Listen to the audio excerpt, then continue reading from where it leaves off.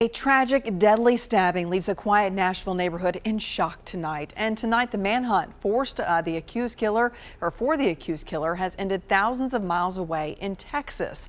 Let's get right to Chris Conti. He is live in Sylvan Park. Chris, one of the reasons this was such a scary attack is because it was random.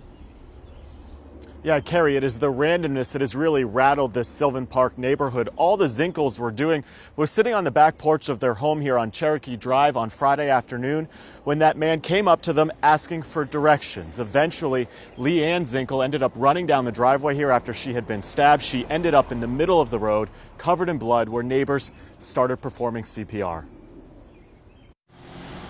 I felt like someone was in trouble somewhere.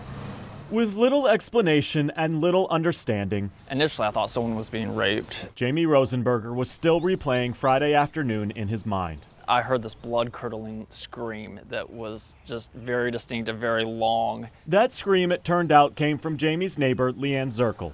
It was just after 3:30 in the afternoon when a stranger walked up to Leanne's porch on Cherokee Drive, asked for directions, then proceeded to stab both Leanne and her husband, Donald.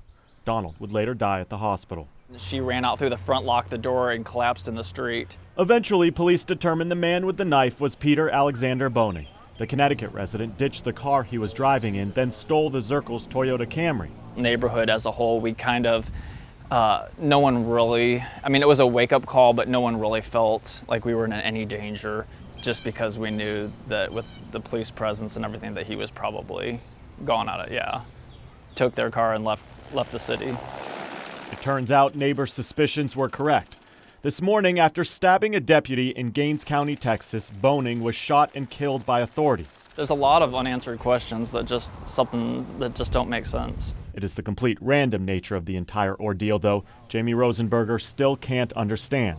I just kind of want to know why that house. Out of all the houses here, why did he choose that house? All as the neighborhood tries to heal after a horrific, senseless act. Leanne Zirkle is recovering at Vanderbilt University Medical Center tonight. She is in critical condition. Neighbors here in Sylvan Park held a vigil for her husband on Saturday night. We are live in Sylvan Park this evening. Chris Conti, News Channel 5.